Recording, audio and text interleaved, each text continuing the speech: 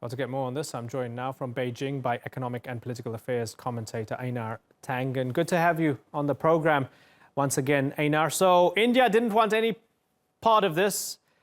The Chinese stepped in. Was it the right decision from China? Well, let's take a little bit of a history course here.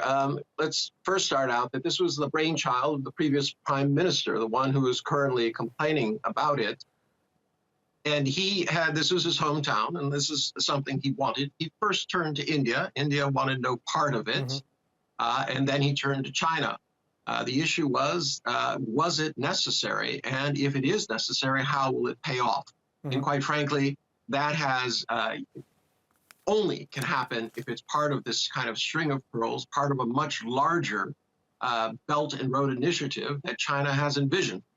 So it's a very, very difficult situation now because, it's built, but it is not productive, neither for the Chinese nor for Sri Lanka. Yeah, and I think you're referring to the former leader Rajapaksa. Rajapaksa's son Namal, an MP for Hambantota district, spoke to us. We would have heard him in the report preceding this as well. One of the interesting points here saying that, we're honoring our side of the agreement and we wanted this, my father wanted this, we wanted this.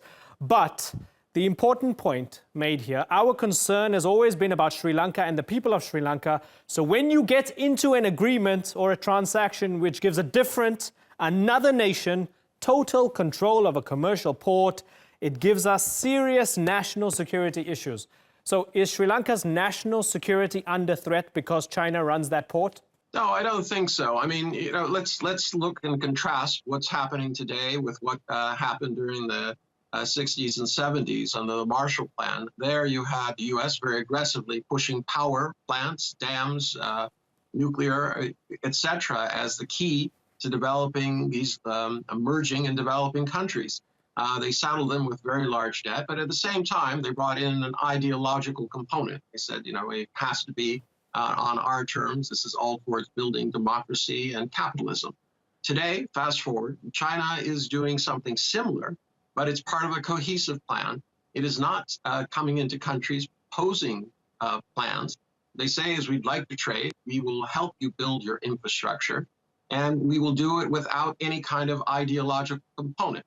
There's no radio-free China lasting into any zones, nor does the Chinese government try to get involved. So it's very different. Sure, but there might not be strings attached. The issue here is that Sri Lanka, if it is going to develop, has huge infrastructure holes. And it needs that. To date, China has put $15 billion in, whereas the IMF has only put $1 billion in since 1956. Okay, and fair enough. So China has put in much more than everybody else. Nobody, I think, wanted to get involved and get their hands dirty, especially during this civil war, which ended about 10 years ago. So nobody wanted to get involved. China put in the money. But can you honestly tell me that you believe that China is following this model with no strings attached, is doing what the West did with no strings attached, but that there will not be a day when the Chinese say, hey, Sri Lanka, you owe us billions of dollars.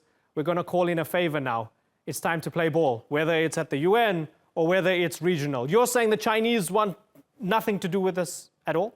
Well, I don't think that's fair to say. I mean, you can look at the United States.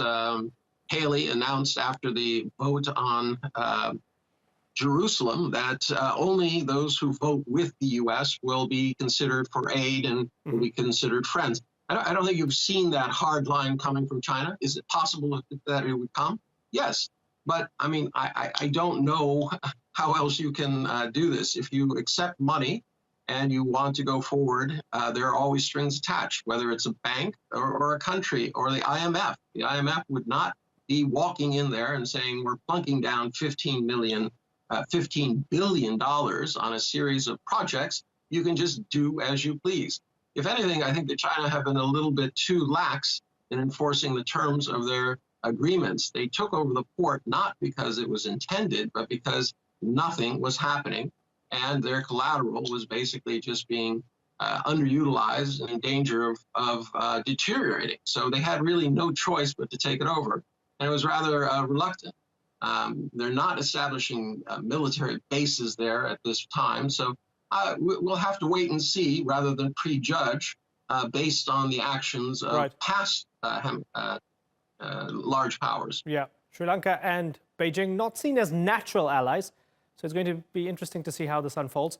For now, Einar Tangen, I thank you very much for joining us here on the Newsmakers.